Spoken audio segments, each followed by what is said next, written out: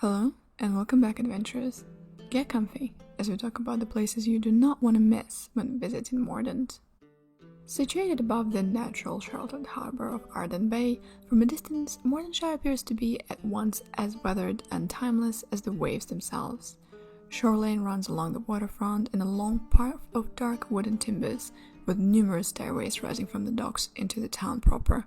Construction in town is done mostly with the same dark timbers from which much of the dock area was constructed. The wood absorbs a great deal of weather as the year goes by, giving all of Mordenshire a perpetual smell of salty ocean air. The housing in this area is quite small but still tidy, with narrow houses sharing long blocks. It is an odd and uniquely Mordish touch that even this supposedly rough and tumble neighborhood by the docks, most folk are still quite civil with each other as they pass on the street. While strangers receive their share of cold glares, fear of common street crime remains relatively quiet. What crimes are conducted in this supposedly notorious area are the kind committed behind closed doors. In contrast to the dark neighbors closer to the bay, as one heads uphill near the edge of the cliffs that rise above Mordenshire inland, the business and residents get increasingly more expensive, until one at last arrives at the mayor's house, which heads back to the cliff itself. This district is the heart of Mordenshire's small but highly active upper class. I should know that Van Richten's herbalist shop, now maintained by his nieces, is found on the outskirts of this district.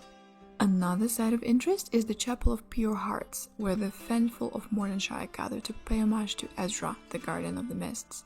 A beautiful white chapel stands at the edge of town on a slight overlook, giving the locals some measure of hope and solace. Also prominent is the Weathermay family manor, Heather House. Unlike the deserted manor houses that dot the countryside, this one's stately old residence still retains its vitality. The only exception to this atmosphere is the famous house on the Griffin Hill, which sits on an inland bluff and watches the town like a silent, prudent sentinel. All manner of evil and horrifying stories are attributed to it, with each breaking down to a fairly simple tale. Unsuspecting visitors or residents move into the house, only to be subjected to all manner of horrors until they flee in terror, swearing never to return. It is thus surprising to know that only a small number of actual deaths are supposed to have occurred on the grounds, beginning with the tragic death of Lord Wilfred Godfrey's wife and daughter, and then his own suicide a year later. One arrives at the gates of the house on the Griffin Hill and realizes the intent of the original builder in constructing it on this precise spot. When the fog is low, one can stand at the top of the hill and gaze out all over all of Mordenshire below. But just as striking as the view below, a palpable sense of evil emanates from the structure, and I must admit that I was not about to venture into certain doom.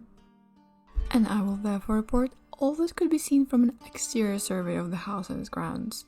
The front of the house most prominently features massive oaken double doors with a Godfrey coat of arms carved into massive relief with the engraving, "Pass through these doors and into history." A little bit ironic if you ask me.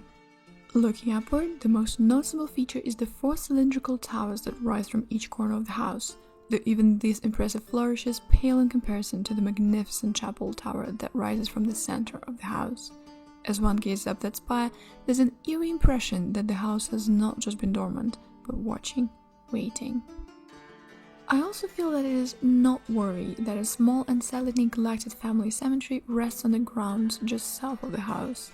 Only two graves still legible, those of Lord Wilfred Godfrey's wife Estelle and their daughter Lilia.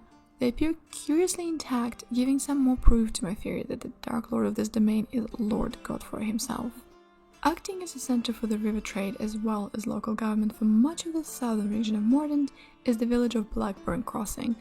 A bustling and somewhat cosmopolitan town, especially for its size, it lacks a certain air of sophistication and history that Mordenshire possesses, but strikes to make up for it in energy and no small sense of adventure. The crossing prides itself on being the first stop of note for many visitors from outside the realm, and thus is somewhat relaxed regarding the treatment of strangers. All businesses are welcomed equally, both local and foreign, and visitors to the town are often quite surprised by the amount of bustling activity, as well as the number of different races who make their home there, a true rarity for this land. The only out-of-place element is the shell of Blackburn Bruce family manor. It sits on both sides of the river, connected by a huge flying walkway of polished red stones, connecting the now silent halls of vanished families. By all accounts, Tumbledown is considered a place better avoided by polite society, a refuge for those who would prefer to be forgotten by the world at large.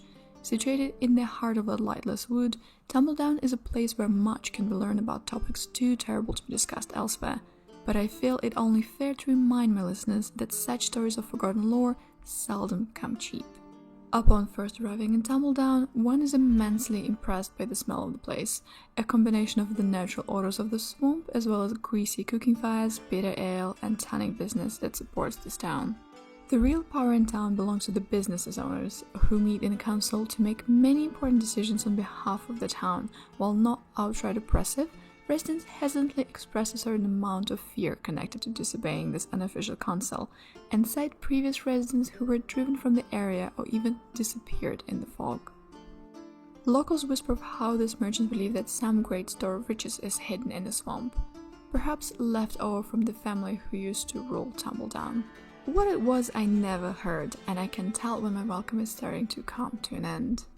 Thank you so much for your time, patient listeners. I cannot shake the feeling that Mordent is hiding far more than it tells us.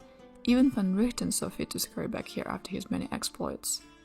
But before we find out the truth, as always, be careful while crossing the mists.